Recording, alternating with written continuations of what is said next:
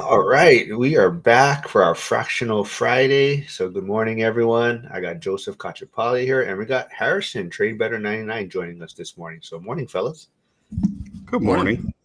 Yeah, so Harrison is part of the Discord. He's joined Joseph's Discord channel. I'm also a part of it, but Harrison is much more active there than I am. But Joseph, I think Harrison might have some questions for you, or how did you guys want to start for this Friday? We could start with that, and then if we have time at the end, talk about the other thing. So I think that's Okay. good. Sure. I mean, yeah, my questions are pretty quick. I guess the biggest part I was wondering about was I went really deep into the weeds with Lofty. It's been an interesting platform you've talked about on your channel that I've been watching everything on. Because I have a little insight on, I mean, investing in Ohio and especially there's properties there.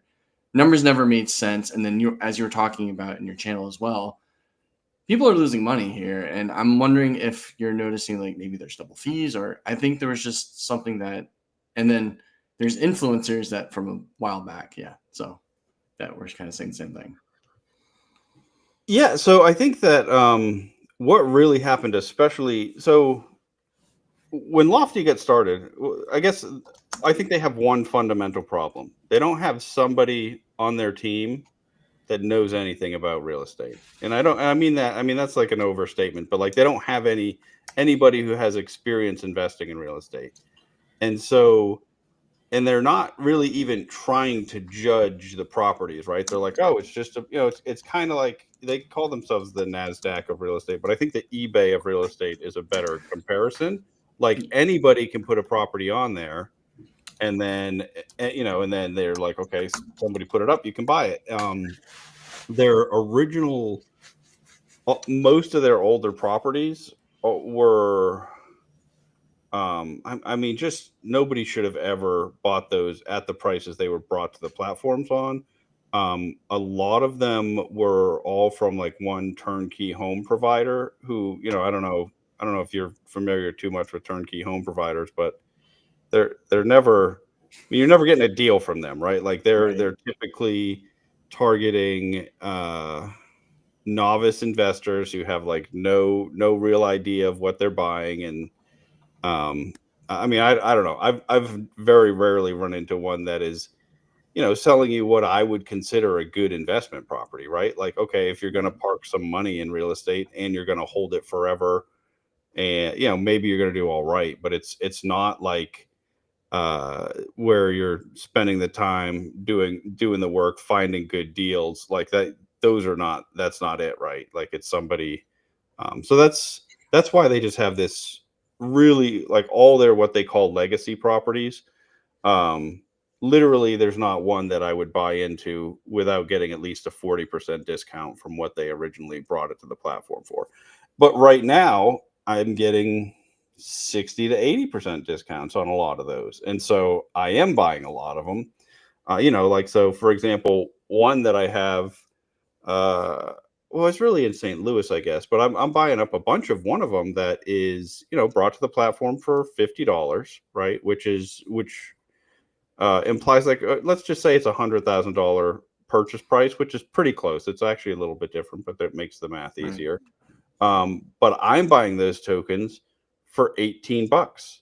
So it's like I'm buying that property for $36,000. Now, there is like some unpaid bills and whatnot that you have to add to that. Like on that particular one, it's like another 13,000. But okay, I'm buying into $100,000 property for 40,000 bucks at the end of the day, right? So that's why there's opportunity, but that opportunity only exists because somebody bought it for 100 and it hasn't been performing, so they're stuck selling it for 36. So Right. Yeah, and I guess that's where I was kind of seeing those kind of returns are better because I felt like when I was going to buy a property, I felt like I was being charged a 2% fee, or I forget what it was, something kind of exorbitant. And then it was like, okay, is this a realtor fee or sort of something? And oh, then it's when even you're worse. selling, oh yeah, Yeah, no, oh when you there's that buy to it. on there, Yeah, you're paying, and their fees, they just now finally changed their UI to make it a little bit more understandable. You pay if you buy it through their automated market maker, meaning like you're buying it instantly. Right. You pay a 3.5% fee that's for lofty. You pay, I want to say, it's either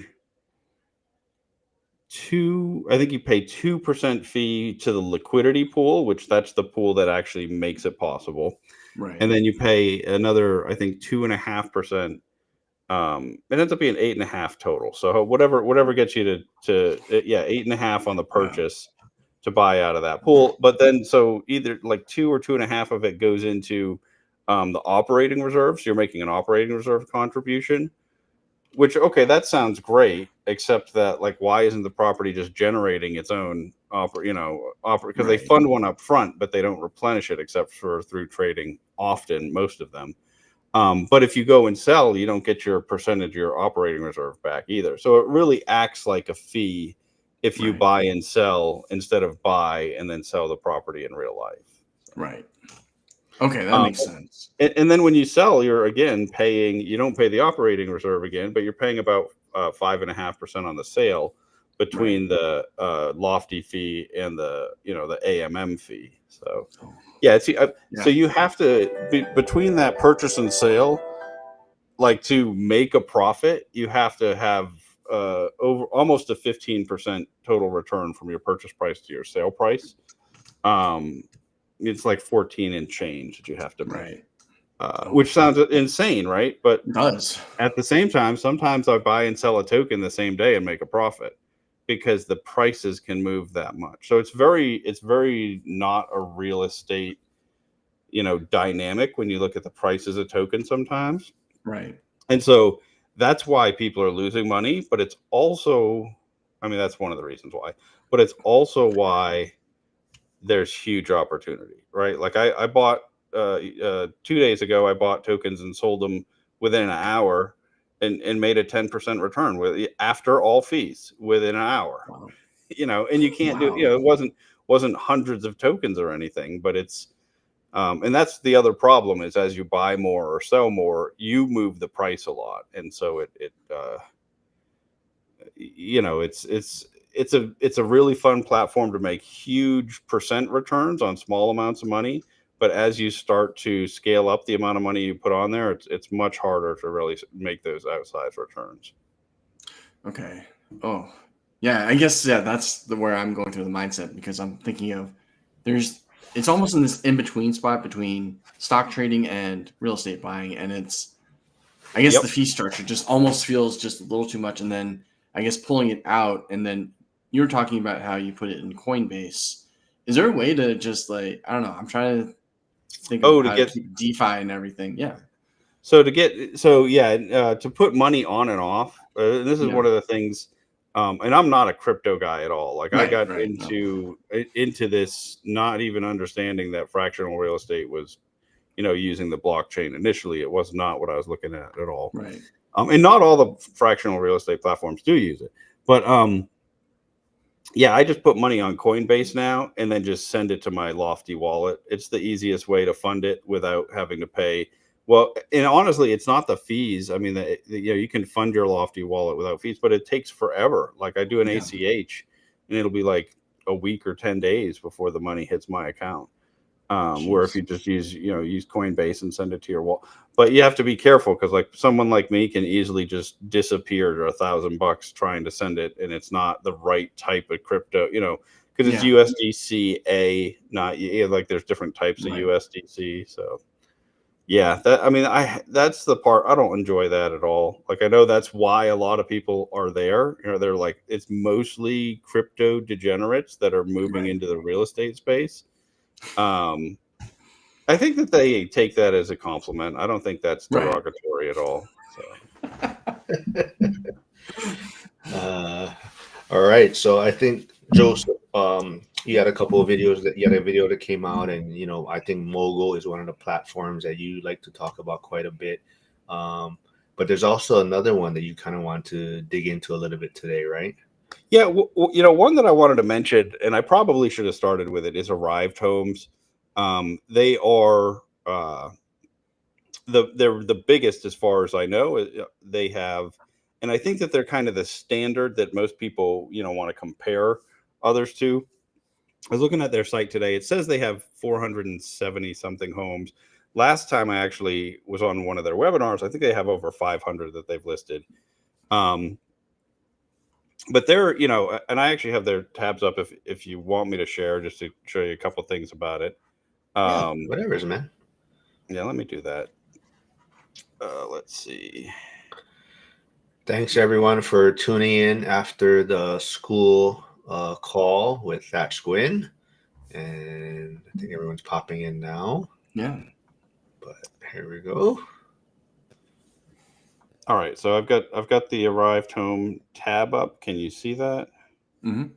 Okay, great. Yep. So this is their platform. They have. So I want to mention a few things about them that like sort of make them why they what I think they're basically what I would say is like the gold standard in a lot of people's minds. So they're not crypto based. They are actually creating securities for every single property and selling securities through a registered broker dealer. So a lot of people that are interested in, the safety aspect of things and don't want to take any regulatory risk, they like it from that perspective. Um, if you think about volume, these properties, they put out properties. They've been doing it for 3 or 4 years, I think, maybe even a little longer. There's always properties out. They've started to uh, put these, like, they have their like private credit fund, their Seattle fund. So they've started to create these funds that you can invest in. I think that starts to get away from being fractional real estate, because now it's very similar to investing in a REIT or a fund, and you're not picking individual properties. But other than that, you are buying. You can see you do all the same due diligence that I'm doing on every other platform. Um, they like to talk about that they're like a Jeff Bezos backed company, uh, which I think makes people feel safe. Again, so they focus a lot on the safety, on wealth, on like the long term wealth building. Can you see the tab with the map up, or am I still on the first one? Yeah. You've seen the map. Okay, cool. And so you can see they're really all over the country. If you look at their average properties, they're buying like relatively new properties. Some of them even brand new construction, but a lot of them, um, a lot of them are just a couple years old or whatnot. Yeah, like here's a 2022 one, and this is just coming up now. So this is, I think, a lot of people, when you talk about fractional real estate, this is one company that most people have heard of, if they've heard of any of them. And so all that being said, you might wonder, like, well, okay, why this is not one that I invest in, or you don't, I've done probably 3 videos about it. And the number one video I've done about this is why I don't invest in arrived homes. Um, and this is the reason right here, right? I'm going to show you their financials tab. So if you go to any one of their properties, and you look at, you click on their financials tab, and you look at, this is their annualized total returns. And basically what they're saying is like, okay, I'm getting 4.5% appreciation a year. And with that, I'm expected to make 6.5% total returns over the life of holding this. To me, that's a depressing number, right? Like, even if this is, like, if you even if you think it's okay, one of the safest fractional real estate platforms, when you compare it to, uh, other safe investments that you could be making, it's just not, like if I wanted to buy just a stock market index fund, right? I'm on average going to expect better than 6.5%. And I'm not going to have to buy something that is still, even, regardless of how safe you think it is still a new product in the marketplace that's untested. The reason I think that their deals are all like this, and this is like every single one of their deals, I mean, they're just all, I mean, if you start to make some ridiculous assumptions, then maybe they make money. But the reason it's so expensive is because they're creating, they're creating securities, and so and you selling them through a broker dealer. So there's this like huge expense associated with that. That is, it's that is making each individual property, add this, very large layer of expense that just nerfs your returns. That's one problem. The other Yeah. problem is they don't seem to really spend a lot of time picking great deals, right? They're trying to pick, they've picked markets, right? Like you can see they're I mean, they do have some in markets that I don't love, but for the most part, I think they're focusing on markets that you'd expect to do well in the long run. You can see they don't have anything in Pittsburgh, so we're good there. Um, Whoa, hold on, man. Yeah, I um, like it that way though. Stay out of there. yeah, but no, you know why they don't? I mean, more than anything, Pittsburgh doesn't have a lot of new construction, right? And so they're Right. they're Yeah, they're that's trying true. to avoid that. The new construction does help you avoid a lot of the capex expenses and whatnot going forward. But no, I mean they focus very much just on growing markets and whatnot. I did watch that video you did the other day with who I don't remember his first name, but with Deacon. Well, Oh, Alex, yeah, Alex. Alex, yeah, yeah, where he mentioned, where he's like, yeah, this is not a. I love that guy. I think he's like super clear. He's like kind of. I feel like he talks about his market the same way I talk about mine. Like he's like, yeah, this is a good cash flow market.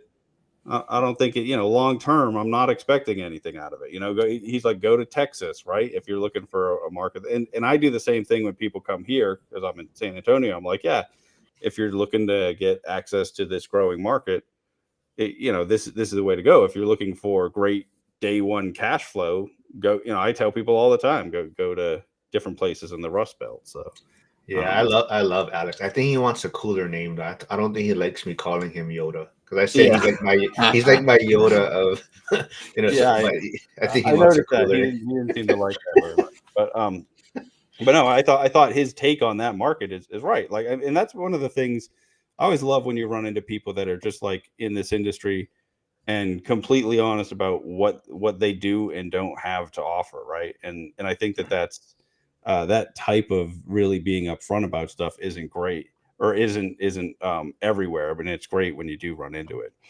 But yeah, so I think Arrive talks a lot about, okay, we're picking these markets. We expect to, if you look at what they're doing, they're saying, hey, most of your money is going to come from appreciation, right? I mean, they're paying, it's very low, 4.4% annual cash flow is what they're projecting. And on all these, frankly, they haven't actually hit their cash flow projections on a lot of them. Some of them they have, obviously, but so it's weird because I think I know a lot of people that are invested in Arrived, and like when they compare it to Lofty, they're doing better, even though they're low returns, because at least they haven't lost money, right? Because like we talked about, a Right. lot of the early investors on Lofty have lost significant capital. But at the same time, like when you compare them to Mogul, if you look at like the average deal, ignoring everything, right? Like not thinking about the fees, not thinking about, okay, having to pay for this different structure. If you just compare one property to the other, your cash on cash return on the average property on Mogul is probably close to double what it is on Arrived, because they're spending a lot of time, picking great properties. Now, the people that would say, well, I'm going to be on Arrived instead of Mogul, they're going to say, it's because I want to be inside a security, right? I want that SEC oversight of this product. I think it provides additional safety. I'm not taking any regulatory risk. And I think for somebody that might be the right answer. For me, it's not it's not an exciting answer. We do have some questions while you're looking at some stuff. Joseph Yeah, Flavio. happy to answer anything that I can. Yeah, Flavio just says, which platform do you trust the most? I mean, trust is an interesting word. I don't trust anybody, Yeah. ever. And that's why like all of my videos are like, do your own due diligence, dig into this. So if I had to pick one platform and I was going to invest my net worth on it, and I would never recommend doing that, right? Like definitely spread your money out across several if you can. But if I had to pick one right now, it would definitely be Mogul. I think the guys, they just, and I mentioned this the other day. I feel like I'm way too much of a fanboy for them right now, but they pick what I think are great deals. Their average deal is so much better than than the typical deal that you see on any other platform right now. I think you were saying too, right, that you feel like they were more real estate guys first and Yes, are bringing this platform, yeah, a consider hundred percent, a instead of hundred percent. backwards of crypto guys or whatever, and then or tech guys, and then trying to make a real estate thing. Right. And it's exactly the opposite of like, a lot of these platforms they'll have gone out and hired like a real estate guy, and it'll be, they went and hired a commercial real estate guy, or somebody who doesn't invest in residential investment properties. And it'll be like, okay, they got somebody, he had a good resume, he's has, a lot of money worth of deals, but he's not ever used to looking at, what type of business plans you're using with a single family Right. home. And then some of them, like Lofty, like literally, as far as I can tell, doesn't have somebody who has, even a couple. Whenever I end up picking on them a lot lately. Um, I still have money on there. I'm still doing well, but I think that just like the fundament, I think they believe they don't need to know about real estate because they're like, well, we're just a marketplace. Anybody can bring it on there. And so it's up to you guys to figure it out. But I They also think have that that Chamath money. right. Yeah. Yeah. So it's just, I feel like that, yeah, they have that. I was going to say that larger than life mentality. So, Yeah, well, and that's something we had an interesting call with them. And that's one thing, they're accessible, right? Those guys are, they talk to us in the Discord. They're doing like these monthly town hall videos now, which they weren't before. But but like yesterday, Jerry did. He just randomly jumped in the Discord's live voice hangout and answered questions for like an hour and a half. Um, and so I like they're accessible like that. But like, one of the things that he talked about is, they are VC backed. Like they need to have, it needs to be $1 billion business. It's not, it's not about, and you're not going to get there by you going out and picking individual deals. Like them as a company, they're not going to be able to scale that up. But as a marketplace, they're them just providing the technology, and anybody who wants to bringing deals on should allow like much greater and faster scale. And I think that it would be true if I think that what they're missing is like just some guardrails that like, I mean, there's just like rampant, and I don't know if it's actual fraud, but it looks a lot like fraud happening there, where you have people doing all kinds of just weird stuff with properties, as managers of them, because all those properties on that platform have a third party manager. Um, and some of them have deeded the properties over to themselves. Some of them have missed tax payments on large numbers of properties, so it looks like that's not an oversight, especially when they recorded that a tax payment was made. Some of them have sometimes they bring a property to the platform and they've promised to have these like basically supplemental rent credits, and have come back and said, oh, well, we can't really afford to pay those. So like you have all these, basically bad actors. And sometimes I think some of them are intentional, and some of them are the people just really didn't know what they're doing and didn't fully understand what they agreed to when they brought properties to the platform. I think both of those things have happened. But it's like if you, when your average deal has lost 29% or something, which is their average token prices, about a 29% decline from where they started, they have problems. And I think they really need a real estate person that's like putting some guardrails on the types of deals that can get onboarded. But they just seem to really want to be like, no, we'll let you put whatever you want on. And that's their mentality. So it gets really difficult for sort of a novice investor to get on there and really figure out, okay, what should I buy and what shouldn't I? Yeah, and Flavio's asking, so like the owners of these properties, are these like syndications typically? On when we say these properties, on Arrived or on Lofty or on which platform? I would say he's maybe asking for fractional real estate in Yeah. general. So none of them are syndicate. I mean, they act similar to a syndication. None of them are syndications, right? Like they're all so like on Arrived, the home is actually there's no sponsor, right? Arrive does, if you had to think about like who acts as the sponsor, it would be Arrive to the company in that scenario. But the property is actually you're buying a security, you're buying an interest in the LLC. So in that way, it's somewhat similar, but you don't have this LPGP structure. um, with Lofty, there's none. I mean, so there's some of the properties get brought to the platform and they call it their co-ownership model. So the person who actually brings it on there, they're required to maintain a certain percent ownership, and so they're selling out the other equity.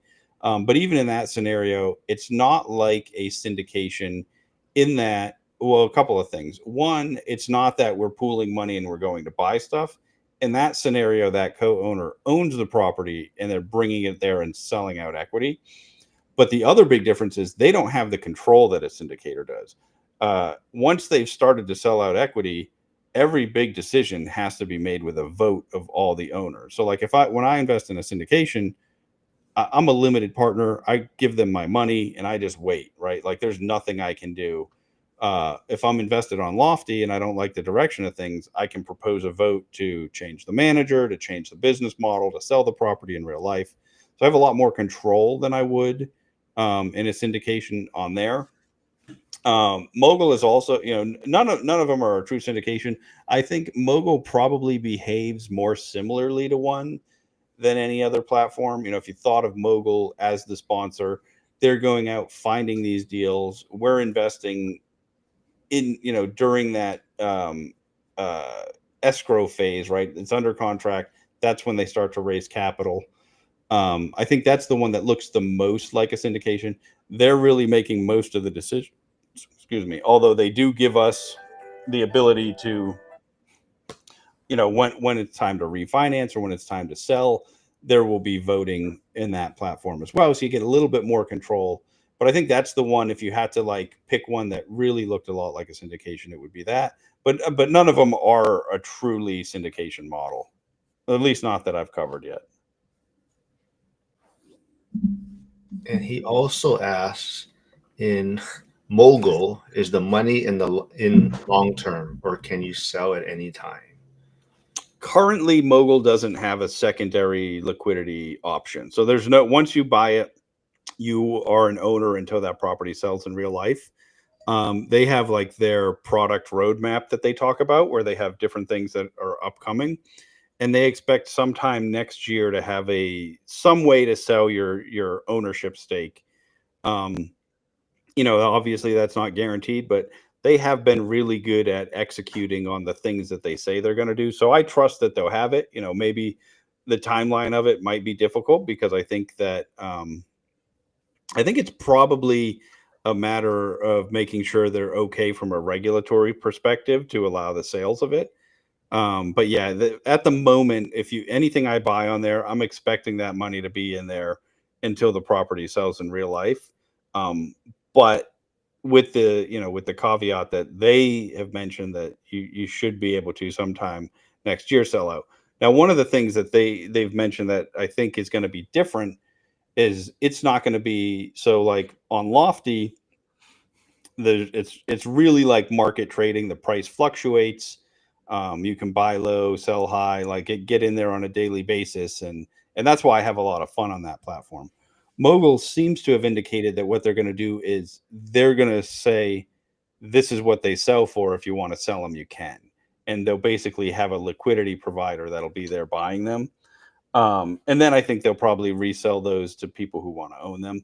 Uh, I think there's good and bad about that. I think the good is you won't have this average, 30% loss that you're seeing on Lofty, right? Like you'll have something that's based more on the value of the property, unless the real estate market tanks, right? And then you could have that average loss like that.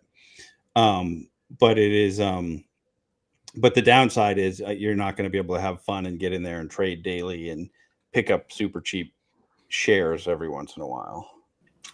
So Josh, who was just on Kauai, he left for a red eye last night. He said he wants to know more about this. He did subscribe to your channel. I told him you're doing daily content on fractional real estate, but he does have a question. He says, once you buy into a specific property, do you communicate with the other owners on that property? So on Lofty, you do. They have a Discord set up. There's separate Discord channel for each property. And so I spend way too much time on there talking to people about it. I even go, I read every single post in there on the deals that I don't buy or that I'm not invested in yet. And this is how I find ones. This is just, it's an aside, but I'm going to tell this story because I think it's a really interesting, like why. So 2 days ago, I was, one of the discords popped up, and the manager of that property was like, "Hey, we got our estimated proceeds from our insurance, right?" And I was like, "Oh, what's happening here?" The property had been struck by lightning a couple weeks back. Um, it's basically a total loss. They're getting a huge insurance check that is going to be that's at the time the token was trading for about $32 a token. The insurance proceeds end up being about $42 a token. And that's not even including that, okay, we're going to be able to sell the property. Now, maybe you have to pay to demo it first and then just, and sell the land. But even so, let's assume that's a wash. There's $10 to be made per token. So I jumped in, bought some tokens right away, and then went and asked, started asking questions. And then by that time, uh, other people had bought the tokens and bid the price up. But um, I spend a lot of time in there talking to other owners, reading this stuff because that's how you find these opportunities. I mean, you think that's not something you'd ever see. You're never going to buy a property after it's been hit by lightning and get the benefit of the insurance so it creates all these weird scenarios because you can basically like go back in time and like I'm buying it at the price that it was before they knew the answer, and as soon as as soon as you know what's going on. But yeah, I talk to the other owners on there all the time. Mogul has created these clubs that is basically like you can join and talk to other people in the club, and so there's some discussion about properties, but it's not nearly the same way. It's not directed the same way. And then, as far as I can tell, Arrive doesn't have anything like that. Landa, which is another one of these platforms, a lot of people have invested in. They have a Discord. Um, but I mean, I think that mostly people are just talking about how can I get out of this platform on there. Saul's Lot recently put up a Discord, in the last few months, and that's been super active. So, on some of them, there's a lot of ability to talk to others, and some, not so much. But at the moment, I think, even though they're just using a Discord, I think Lofty is the one that has really the most robust community. I mean, there's, all day, every day, there are people in there talking about one property or another. Shoot, where did you? Yeah, I remember seeing that picture. Where did you post? I was gonna try to share. Was it on X? The lightning Oh strike? yeah, I put that on X. Oh shit, I Um, can't find it. I'll try to look for it next time. Yeah, I saw that. I meant to ask you about that. I completely forgot. Let's see. Yeah, Flavio's making trouble. Oh, you know one thing I was it it, Mogul or Loft? Was there one, or can you do this on all the platforms? So like if you you can put your own property right on there. Can on you? Lofty is the only one right now. Lofty and there's this other one called Fractional App are the only two that I Okay. know of that you can bring a property to, not as part, not being part of the platform. So Lofty must be the one, right? So you can also like sell equity, right? Is that Right, the yeah, exactly. okay? So if I had a property that I let's say I have a great mortgage, right? I don't want to have to get refinance because I've got a real low mortgage rate, and I don't mind giving up a little control. Like the chance that I'm going to get outvoted on decisions. Like those are the things I have to really worry about. I can bring a property to the platform. They basically move it into this DAO LLC, which is the special structure that they need to be on there, and then I get all the equity tokens and I can sell them on there. Um, they let you list it at up to a 5% premium over your appraised value, so they have you get an appraisal when you bring it on there. Um, and then and you can you can charge a management fee if you're the one that's continuing to manage it. It's a way. It's definitely a way to tap into equity. I don't know that it's cheap, because even though you're selling at a premium, typically the new properties to the platform have a really high stated yield, and a lot of that comes from the way that that the people bringing the property structure it, right? So like a lot of times they'll say, okay, I'm going to sell the equity, the entity is going to benefit from the cash flow, but I'm going to pay the mortgage outside of that, right? And so sometimes, or they'll say, or I'm going to provide a rent credit so that so the P&L looks much stronger than it really is. And by doing either of those two things, it lets them sell out of that's the property. That's crazy. Yeah, I found it. Yeah, I There it mean is, that the lightning there's strike. there's a ton of like this property was horrible, and but this is actually really good. So this is an example one of how you can make money by paying attention on there. But the other, this property got struck by lightning a while ago, and we only knew because we sent somebody out to do like they couldn't get into the lockbox, and so they went out and changed out the lockbox, and there was like a note from the vendor like, yeah, and I think your place might have been on fire or something. Like it was like we didn't know about it the day it happened or anything. So that was but it wasn't one that I was invested in at the time either, but it is some of the worst aspects of out of state investing, like where you're not really in control. So especially on Lofty, because it is all different people bringing properties to the platform and different managers and whatnot, it's really important to pick ones that have a manager that you trust and that is active in the discords. You can talk to them and get info in real time, and that is actually hands-on looking at the property too. I mean, some of these uh, will have no updates for 3 or 4 months, and then the co-owner, the person who brought it on, will just show up and be like, "Oh yeah, I was supposed to be telling you guys about this. Well, I actually have it listed for sale in real life." And they're not supposed to do that without having voted on it, right? Like they can't just sell the property and whatnot. So, um, yeah, it is somewhat of a circus sometimes. All right, I'm trying to figure out how to get this damn thing off. I did something here that. All right, you guys can keep talking as I try to figure this out. All right, how do I take this thing off? But yeah, Flavia brings up a good point. Is the property you feel that you will lose money? I would say in Lofty, I always felt like there was a lot more due diligence needed because there's times that I felt like this is I, how do they justify these prices, or how are they Right. justifying these management fees, or I mean even some you can actually go look and say, is this even being rented out? There's one property I double checked and it's like this property is just sitting there. Right. So No, you 100% have to do all your own due diligence. Don't trust what the site says. Like, actually, I'm always looking on third party sites like Zillow and AirDNA if it's a Airbnb. But yeah, you have to do your own due diligence. And one of the things that I've recently noticed, and I didn't pick up on this early on, is one of the things that there's a lot of these properties that are just like stupid floor plans.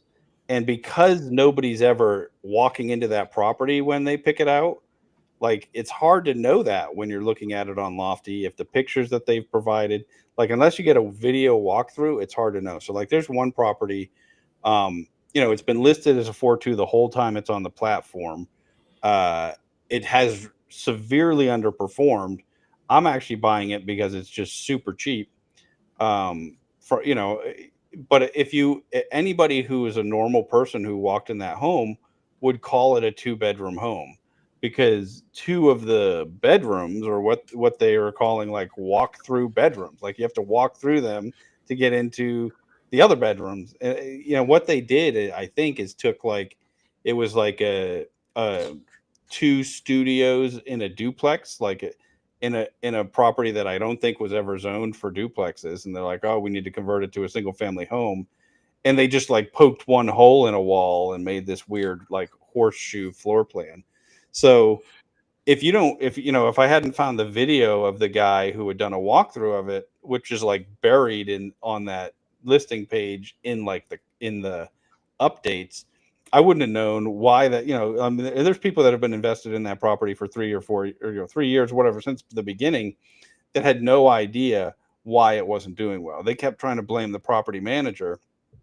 What's weird though in that sense is the property manager, I guess they just assume we know, right? Like they never came out and said, this is just the weirdest property ever. You're never going to get, because people kept trying to get the rents that as if it's a 4.2, but it's Right. not really a 4.2, even though I guess in that market you can call those bedrooms, but like here, we'd never try to call that a bedroom. I mean, it's just completely ridiculous. Wow. All right, figured it out. Got us back on regular camera. Nice. Never again. I'm going to try to do something in the middle of the stream. But all right, we're back.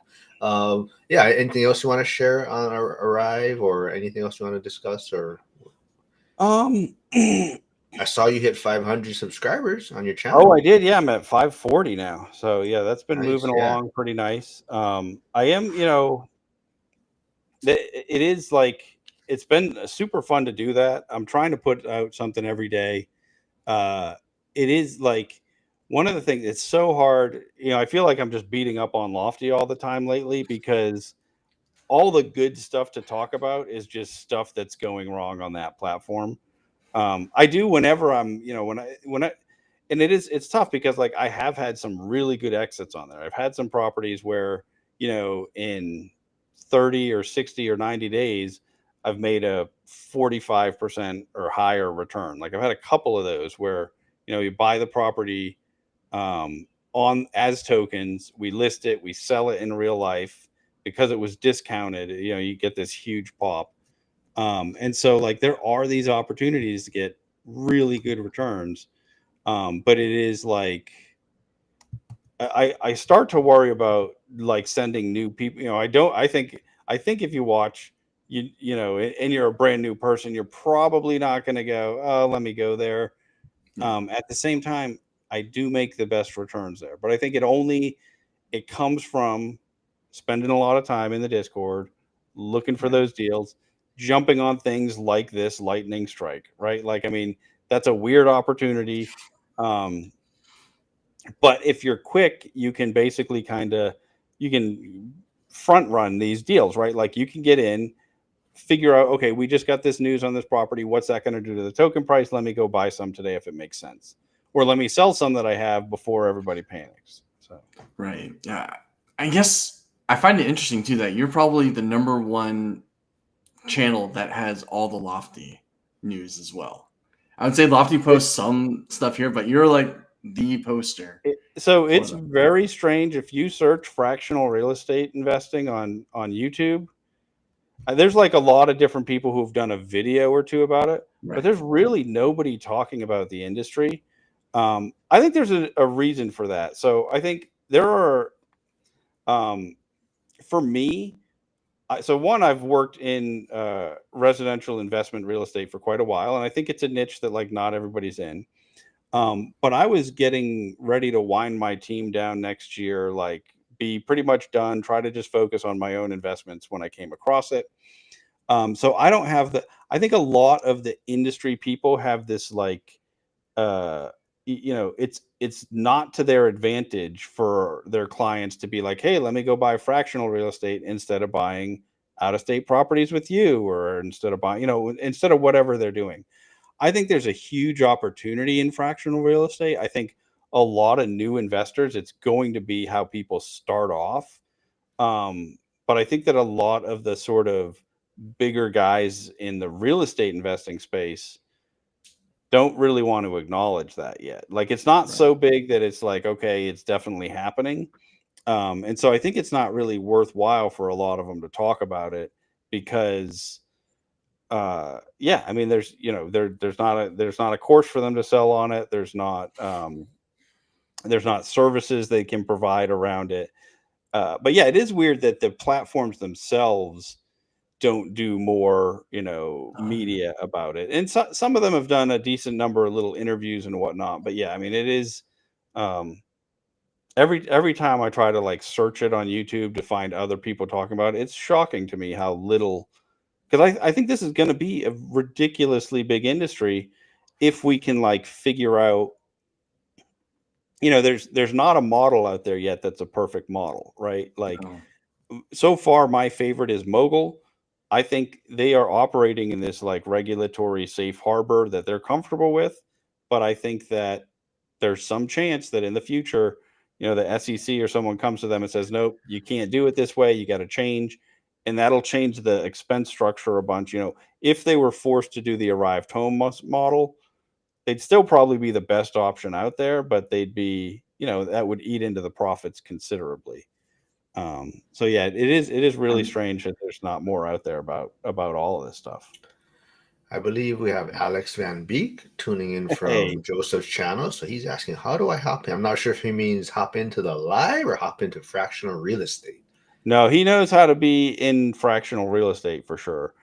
Yeah, so this is actually his name is Whalick. He's a whale on Lofty, even Okay. though it looks like it's just Alec. He's somebody. If you want to interview somebody else who's like really into this space, he's a co-owner on Lofty. He's brought a couple of properties on there. He has a couple of the only. I only have maybe 5 or 6 properties where I've paid $50 or more. Like I think there's actually, money to be made there. He's got 2 of them that I've bought. So I think he's a good operator, and he just recently took over management of, I want to say 50 properties on that platform from one of these people who I was talking about, who's sort of like a one of the bad actors that's doing all sorts of stuff that looks a whole lot like fraud. I don't ever like to say that's what's happening. It could be the right. guy just has no idea what he's doing. Like a lot of times, negligence and fraud from an outside perspective, it's tough to tell the difference, right? Um, but yeah, Alec has come in. He's taken over a bunch of those. He's dealing with that mess, which is a real mess.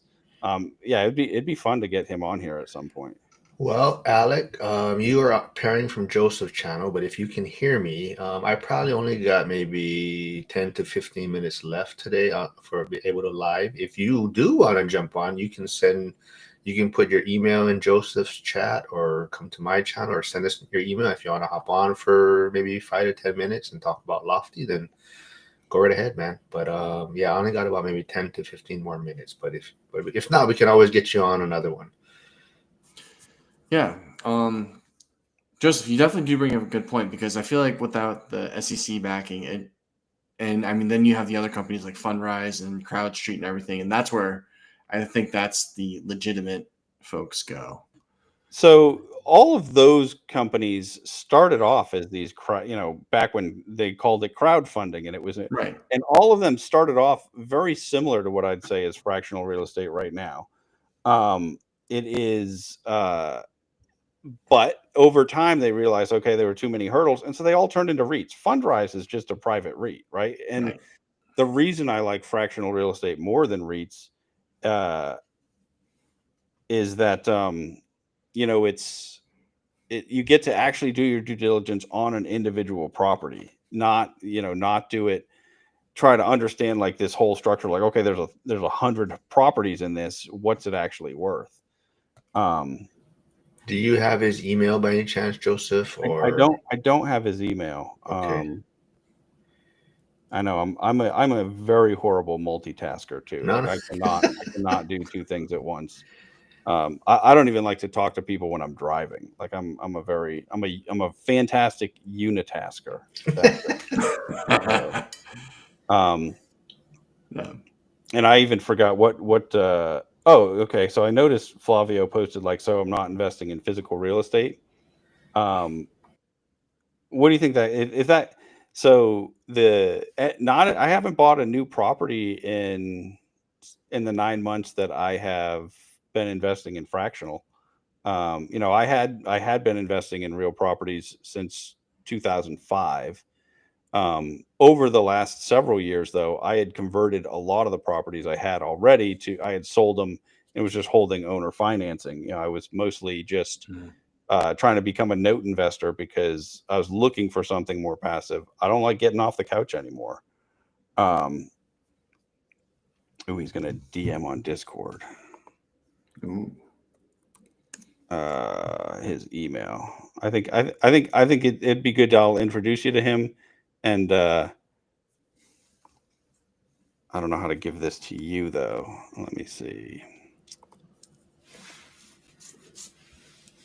I'm not sharing my screen anymore, right? Nope. No, you're not. You're fine.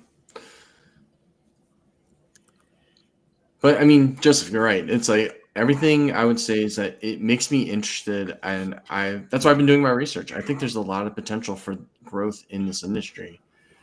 I think that yeah, maybe the SEC bothers me, but I mean, if there's a way to make it either truly DeFi or to make it so that tokens won't crash Right. right away. I mean, if there's a way that you can keep the prices balanced, at least for what you're purchasing versus Yeah. items like that, I think that would bring a lot more interest into the group. Right. No, and that's one of the reasons that I'm so excited about Mogul, because I feel like they are using blockchain, right? Like your ownership is on the Right. Avalanche chain.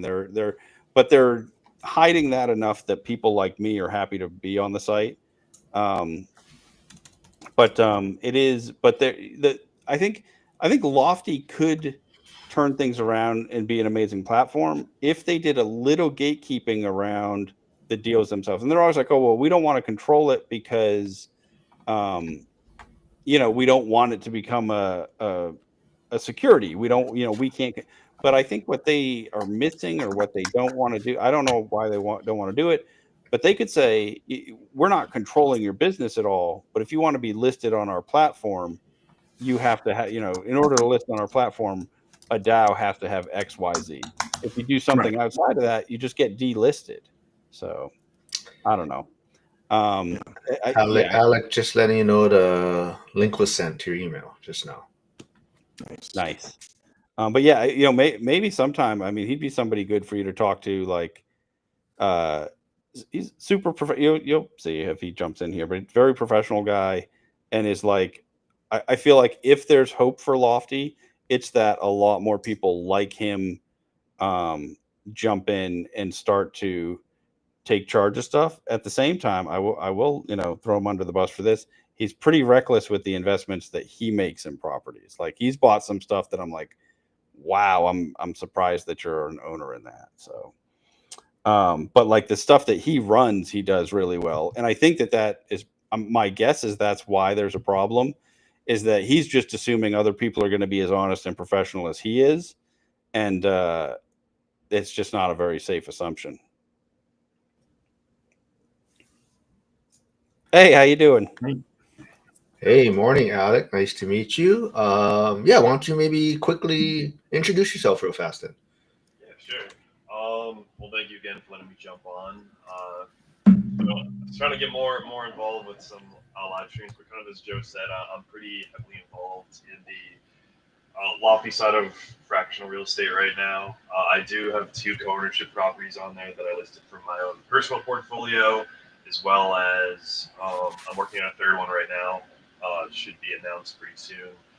Um, and there's, a lot of people have reached out asking about it. Hopefully, more deals to come to with the space. And I do agree with a lot of the sentiments on Lofty. I'm kind of curious to hear Joe's rationale on a bit more on why he thinks Mogul is, I guess, superior, more put together than the Lofty space. I excuse me, agree that there's more growth to do, and I'm actively trying to help the platform do that. Just given some recent events, I think there's certainly some easy, low-hanging fruit for them to just bring it to the next level. But like even since I've been on Lofty and I've been investing for probably a year and a half now, I've seen them kind of take strides forward, and I do like the unregulated nature. Um, but I think like important guardrails that exist that are not just regulation for the sake of regulation could go a long way in improving the platform, bringing on more money. Joe's brought it up multiple times on catering to the real estate investor. I'm not some huge crypto person by my background.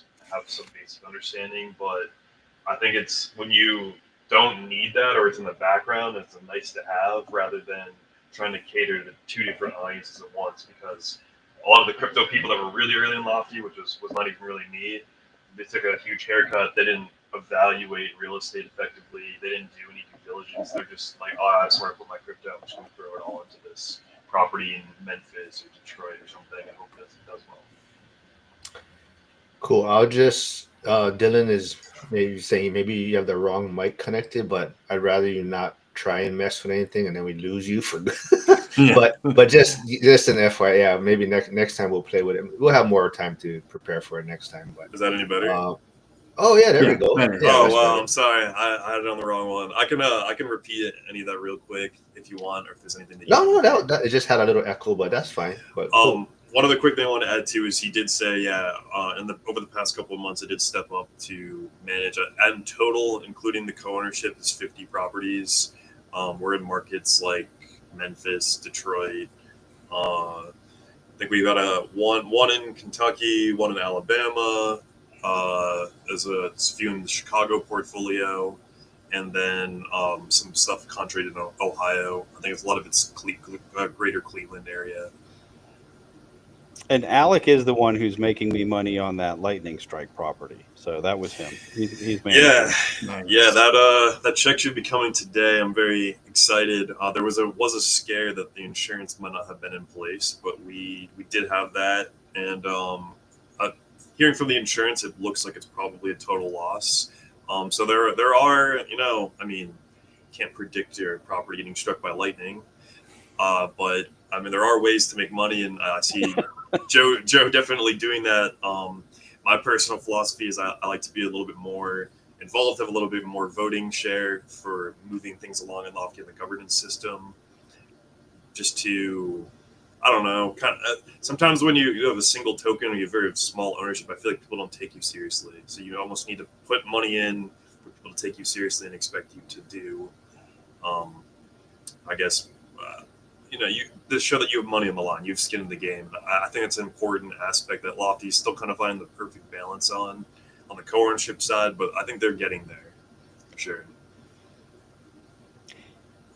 Yeah, I mean, like the biggest thing I think they need to do is like they shouldn't just let anybody like they need to have like some sort of restrictions on who gets to manage properties, who get who's bringing stuff on. Like if every property was run by someone like you, I feel like we'd be perfectly fine, right? You, Earl, and there's a couple managers on there who it's just like they're completely transparent about everything.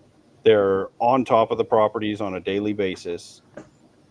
But that's just not the standard, or it hasn't been the standard, right? And so until they can figure out how to sort of force that, I think it's just always going to be we're going to be the eBay of real estate, and and honestly maybe the Temu of real estate, or the wish.com, if they don't really like try to control things a little bit better. I agree, and some of the stuff we're working on is actually putting something in the legal documentation for the property management agreements, where it would be an immediate violation of your property management agreement. So people may not know this, but there's a seller called Austin. He built a very, very protective property management agreement, which was smart on his part. He worked with people. He found a way to insulate himself, and now he's not very responsive. If we put in teeth into the agreement where he didn't provide his financials on a monthly basis, or he goes too long with providing it, that would be an immediate termination of that, or termination with the ability to replace him as property manager on the properties. And I think things like that could add more teeth, could allow people like myself or Earl or M1 to step up and be involved in those or like take over his management of those properties to provide that transparency. So, and I agree. I mean, we used Home River Group and Evernest. I don't think they were completely transparent about stuff too. We have properties that there was a property that had $25,000 in operating reserves, and somehow 33 grand. It went to 25,000 in September 2024 to negative 8,000 right now. I have yet to see where all that money went. I've asked Home River Group for the statements on it, for anything on it. No idea where that went. I don't know how 33 grand just disappears like that. Up and disappears. Wow. And that's probably a property where nobody was really paying attention to that DAO. Oh yeah. Nobody's getting the updates regularly. And at the time, a lot of these older ones Lofty was the only between us owners and the these third party managers, and they sometimes they would drop the ball on a lot of stuff in between, and then a lot of times you couldn't tell, like, was it the third party manager or was it Lofty that just wasn't responding, or that was like, it's a game of telephone, right? Like, you're telling them something and then they talk to the manager, and then, okay, the staff at Lofty, they're not savvy real estate people, so maybe they don't completely understand the answer, and then they tell us back something that is also not true, or they just don't know that they're kind of being lied to or given bad info because they don't have the experience to understand that, like, there's just no way that particular repair costs that much, or all these different things I think have been the problems. I'd love to see them get it worked out. um but it does seem like, I mean, they've had like several waves of getting duped, but it's been like the classic, like, you know genius nerdy kids getting taken advantage of by like just these street smart thugs. Like, it's happened, there's at least 3 times that this has happened at scale on the platform. And so I really would love to see them get someone on their team that, like, has some instinct and business knowledge that could be like, whoa, wait a minute, like, this is, like, I mean, like, I don't know, to me, some of the ones that have come on there were just like really obvious that this guy is doing something wrong, and it takes like months for it to come out most of the time. So are you Uh, volunteering, Joe? No, I don't want to drop. you don't? You want to jump on my Hemlane subscription? You don't want to be. I mean, I agree. I think that was there. I want to say, like, I knew about Lofty back in 2021, 2022 when they were just doing their old legacy system, and I didn't want to put money in it either. I was thinking all the things right now as a real estate investor myself. This is going to be problematic. You don't know if you don't have regular updates and like proof or something to prove that's being done. How do you know the property manager's doing anything?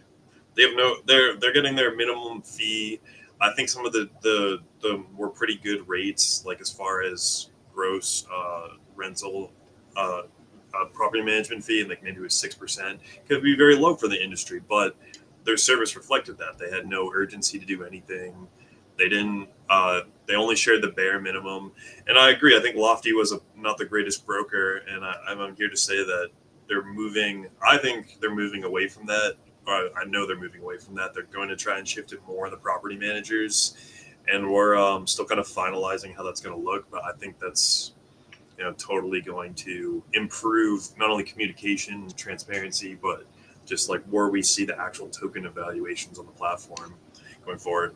I mean, I don't. It's not going to be that transparently. Not going to be that on every property that I manage, even the 50 dial on. Some are just not worth it. I mean, we had a place where squatters broke in, stole the water heater, pooped and peed all over everything, and left.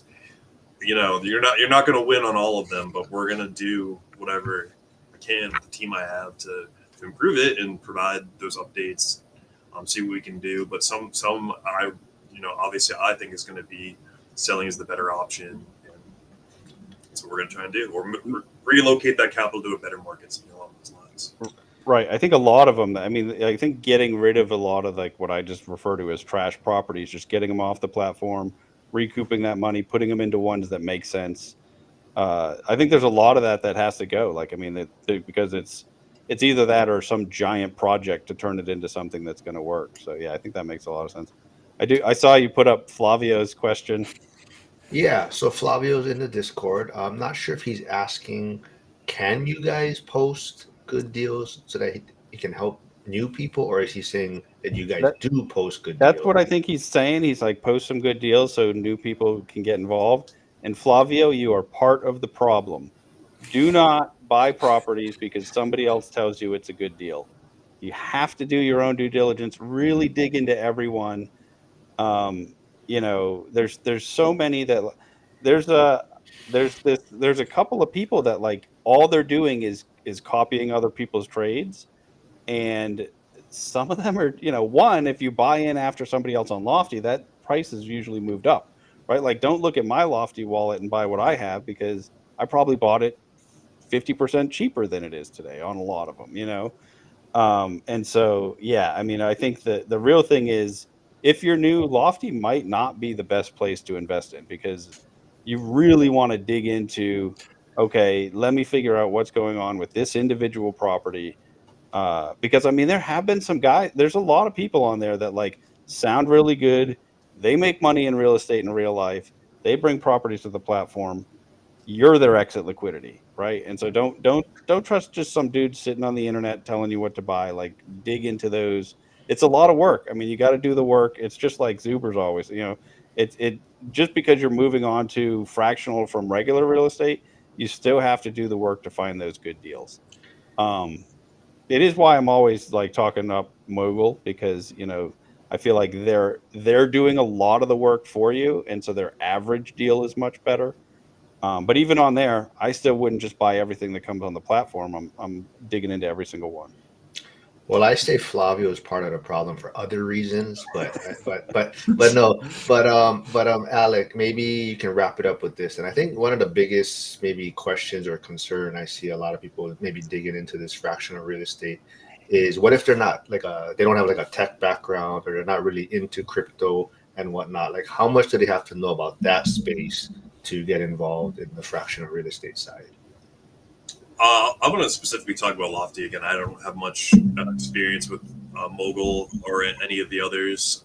So for me, I mean, as far as actually onboarding, like I started investing for a couple months, and then when I saw the co-ownership setup, which what Lofty have, which you have someone basically backing a loan, and they're selling equity, the remaining equity that's available from the total property value minus the loan into the marketplace. So you're signing onto a leveraged property, and you're getting a better return with that. So I did not have, again, a huge crypto background. All their stuff is on the Algorand blockchain, so you're able to see that. And quite honestly, that has become very handy in recent months with things going on the platform. It's really great when you can verify when someone says they did something or didn't do something. You can go back to the transaction date and see that.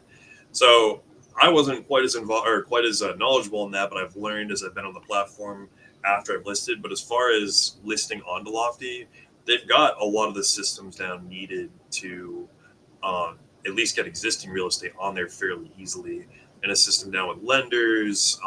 I looked very closely into the loans I had to make sure there's no due on sale clauses or anything. And I've kind of just picked up the crypto knowledge. But again, I was looking at this from a real estate investor background. I was not looking at this as a crypto investor background, and how I did my listing, how I interacted with people to start. And that's kind of like a back of the mind thought personally, is that the whole thing is running on Algorand. And you see like certain things are USDC. If you sell some of your equity, you're not actually technically getting US dollars back. You're getting the cryptocurrency. They have built out an off ramp with Coinbase, so there's been a learning curve, for sure. But they've kind of started to get ramps in place that allow you to onboard and offboard capital more easily. Which, if you're not a crypto savvy investor, you can begin to invest on there or begin to learn. So that's how I got started. I didn't again have to have that knowledge quite as much in place, and since I've gotten on, again, they've built out more ramps to get that capital on and off. So it was a little bit difficult when I first got on, but now you can use Coinbase, which is a big one for onboarding and offboarding. That it's made it a lot easier. And if you're just patient, you can just use ACH. I mean, it just takes forever. But like, you can have absolutely no crypto knowledge if you want to just use that process. It's not very well supported. Or credit card too. You have a Yeah, good true. You can use a credit card. Yeah. I mean, for those that have the Robinhood Gold card, I'm still waiting on mine. You would actually make a little bit of money on each transaction if you do it right. If you buy, I think it's probably like 5 tokens, 6 tokens is the trade-off. It's actually the cashback return is higher than the fee that you even pay processing. So something to keep in mind. All right, cool. Well, thanks for hopping on, Alec, like this. Maybe we can get you on for a longer one, a bit of more preparation. Joseph, thanks for always doing this. Harrison, anybody last final word before we wrap things up? No, I appreciate you giving us the platform. No, Yeah, thank awesome. Yeah, we'll get you guys all back on again. This is always fun. I think a lot of people are interested in it. We're gonna do some digging into it a lot more. But like I said, check out Joseph's channel. He does more daily content on this. Let's make sure I hit 1,000 subscribers before he does, though, because he's gaining on me kind of quick. So if you haven't subscribed to my channel, subscribe to mine, but also check out Joseph's channel. So everyone, have a great weekend, and we'll see you guys in a few weeks. Okay, bye. Thank